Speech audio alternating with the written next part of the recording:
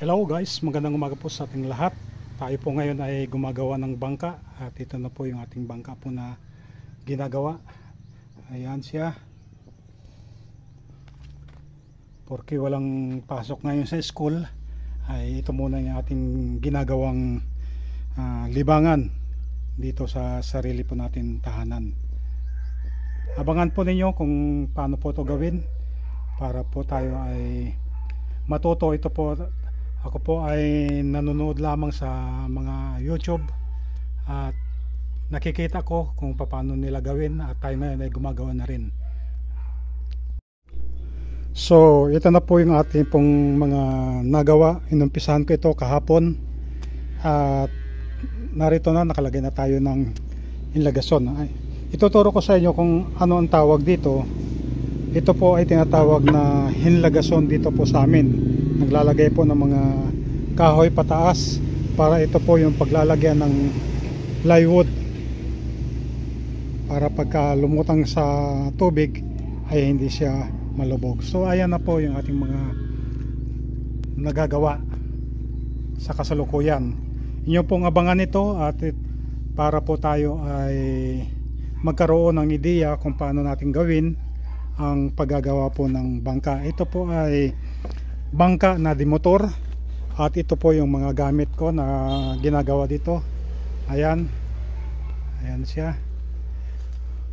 Ito, medyo merong kalakihan ng kaunti itong ginagawa natin na bangka.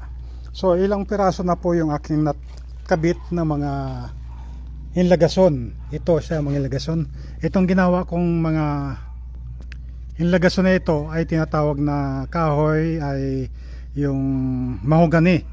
Ewan ko lang kung matibay ito, pwede ito sa dagat dahil napakahirap talaga ng kahoy sa panahon ngayon at talagang hindi tayo pwede maka-order ng mga kahoy.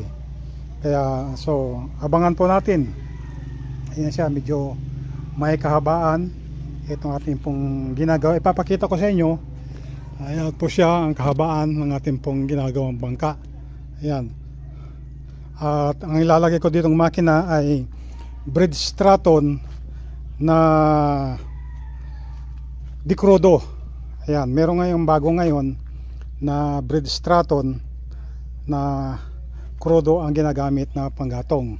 So meron na tayo dyan ngayon. Ito ay in-order ko sa Shopee at ito ay 16 horsepower na makina at yan ang ikakabit natin. So bakit tayo gumagawa ng mga ganitong bangka? Dahil ang nais ng ating pong lingkod, ang Skills Pump, ay makatulong tayo sa ating pong mga kababayan na walang masakyan na kanilang bangka at para din sila ay makapaghanap buhay, ay ito pinapahiram natin sa kanila para meron silang hanap buhay na magagamit para sa kanilang mga pamilya. Kapag sila ay merong huli, hindi naman tayo humihingi ng kanilang mga huli at sila ay nakapagbibinta. Kasi meron na akong isa na ganito rin na bangka at yan ay ginagamit na at pinapahiram natin. Ayan, yung tao ay meron na siyang hanap buhay at kuminsan ay dinadalhin din tayo ng kanyang huli at nakakakain din tayo ng kanyang huling isda. So abangan po ninyo ito at ito po ay aking tatapusin at para ma-update po tayo ay kinakailangan na tayo ating panoorin. So ito, ang paglalagay po nito ay kinakailangan butasan po natin. Tatanggalin natin muna. Ayan, yan ay binubutasan para maging matibay. Ayan, may butas na siya. Dito natin ito ilalagay. Pagkatapos na malagyan natin ng epoxy, ay ating papakuan dito para matibay yung pakagawa natin ng hinlagason para hindi siya gumiwang-giwang. So ganyan lang. Yan. So sa muli ay magandang hapon po sa inyong lahat. At huwag niyong kalimutan na mag-subscribe sa aking channel, Skills Pump TV.